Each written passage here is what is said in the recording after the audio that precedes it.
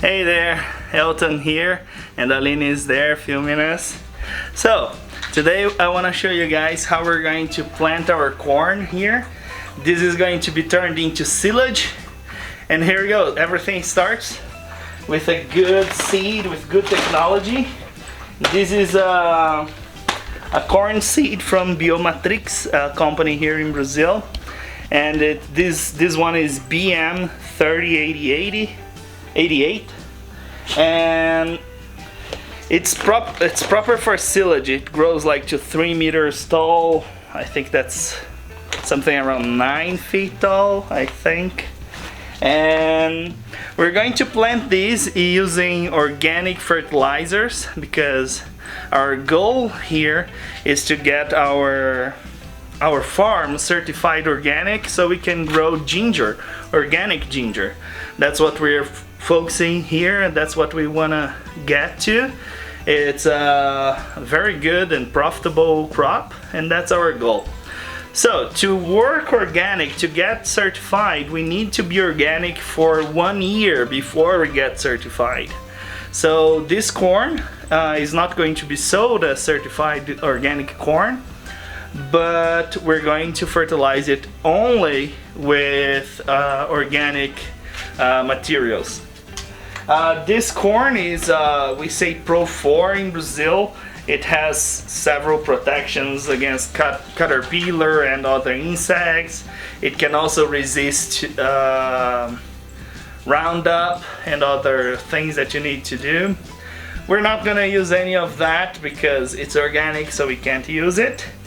But it's an amazing corn, very tall, a lot of mass for the silage. And this is how we're going to do our macronutrients fertilizing. So this is oh, I don't know how to say torta de mamão in English.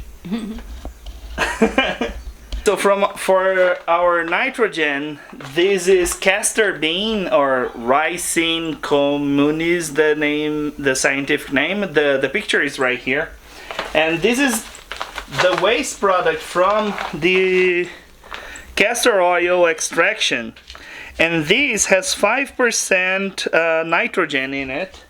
And after our soil analysis, we calculate and we decide how much we need, and it's all of these. It's a lot. It's like 68 times 50 kilos. It's a lot of castor bean that we're gonna use for 10,000 square meters that we have here. Right here, this is potassium sulfate. This is what we're gonna use to cover our K from NPK, right? So this is potassium, and this here is our phosphorus. It's called Bayover. It's the name in Portuguese. I think you would read it as Bayover, I don't know. So this is our phosphorus. But this by itself, it's not a perfect fertilizer. To make it perfect, we need our bacteria in the soil to transform these into something that the plants are going to be able to absorb. So we say bioavailable for the plants. So for that, we have some bacteria here. So this is Azospirillum brasiliensis, and this is going to connect and get nitrogen from the air and make it fixed to the ground so that our corn can absorb it. This has been proven in conventional fertilizing to reduce your cost with nitrogen into 25%. It reduced 25% of your cost on nitrogen, this one. And this is from Brazil as well. It's Biomafos, a product here, and it has here Bacillus subtilis, pardon my pronunciation, and Bacillus megatherium. So these two together, they work in the bioavailability of phosphorus. So phosphorus is going to make the roots stronger and make this phosphorus available for the plants. And that's what we're going to inoculate our seeds with, and we're also going to spray on the ground every time we have to fertilize our corn, which is going to happen twice during the process here. So let's get started. Because the density of our castor bean is too low, it's not very dense, and our salts here, the potassium sulfate and our biover are too dense, we can't have them together, because when we're planting, the dense ones are going to go down and the light ones are going to go up. So when mixing different densities, that's a little hard to do. So we're gonna mix only the biover with the potassium, and with that we're gonna plant it, and we're gonna do our nitrogen fertilizing by hand, which is a lot of work. And this is one big problem we have here in Brazil with organic farming. We can't buy pellets of these, so it's pretty hard working with organic because of that. We don't have the same chain, the supply chain that the conventional has, but it's getting more popular, and I believe that with time we're gonna have more technology into these, and we don't have to mix everything like we have to do it here. So let's go over to the machine. I don't know how you guys call this, barrel turner here. So we're gonna put it in the mixer. I've weighed our potassium here.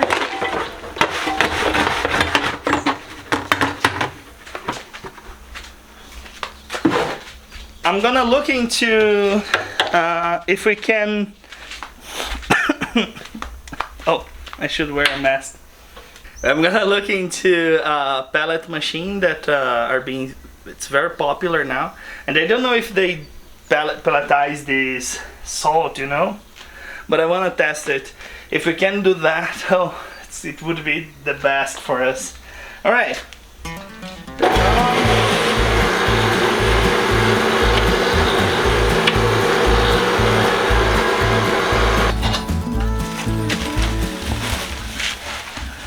It's mixed now, so you can see it's a lot of work, and this is just because we have already planted 7,000 square meters. Now we're gonna plant only 3,000, so this is a lot of work.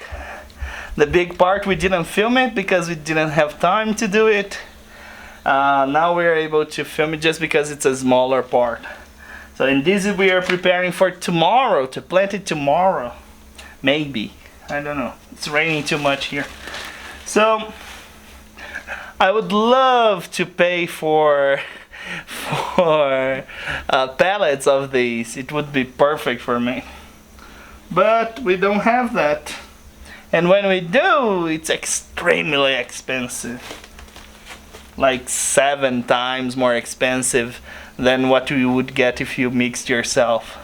And 7 times is too much. If it were like 3 times more expensive, that would be acceptable, I think.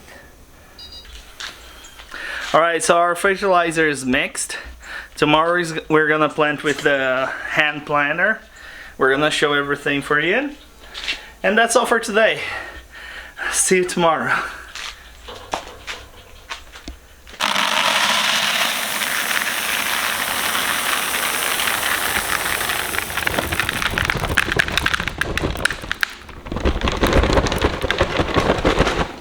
Alright, so today is the day we're going to plant. So we're going to inoculate with the products we've shown you last time. So this is Azospirillus brasiliensis. It's a bacteria. We paid on this bag here, we paid 165 reais, I think. And on Bioma Foz, it's a little bit more expensive because it's only 350 milliliters. We paid 185 reais. So this is something important for you to plan your planting day, because you can't after you inoculate, time is clocking and you have 24 hours to plant these seeds. So we have here something around 20, a little bit less than 20,000 seeds. So it's recommended 100 milliliters per 60,000 seeds. So we're gonna put here around 25 milliliters of inoculate. So when you're inoculating it, one of the most important things for you to do is to add it here and then mix it thoroughly. So you have to mix it a lot. You can't I can't emphasize this enough, because what you're doing, you're inoculating the seed itself. So you want every seed to be touched by the inoculate. So the bacteria has to touch everything and cover everything.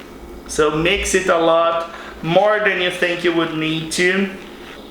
On our first planting, we mixed it in the mixer because it was more seeds. And this has been inoculated before, but now we're inoculating it again, because once again we have only 24 hours to plant it after inoculated. So right now everything is done. Let's go and plant it. Alright, so this is our matraca. We call it a matraca. It's a planter, it's a manual planter. And we add, to one side we add the seeds, and to the other we add the fertilizer. And when I crank it like this, it drops a seed and a little bit of fertilizer. And that's what we're going to do now. This is how we're going to work. You see? So I have to set it here. I do like these, and I can determine how many seeds are going to be dropped. And I found these to be our setting here. So checking it. 1 seed, no seed, 2, 2, 2. 1, 1, 1. So that's it. It's set to plant. Ideally I would have just 1 seed, but with this planter I can't do it. There are better versions of these, some with wheels that are different, but this is just for a small planting part here. It's gonna work fine. Now let's add the fertilizer and go plant it.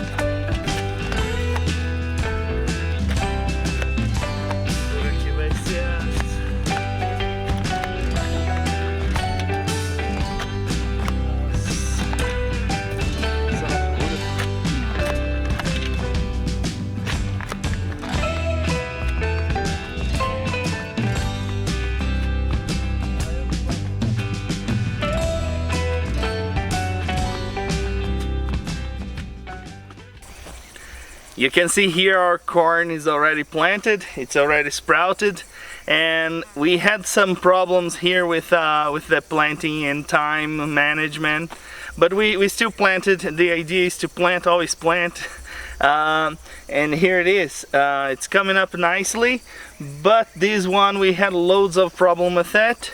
You can see when you're dealing with organic planting, it's ideal to prepare the land and already come planting, but we didn't have the time to plant. So what we did is we waited.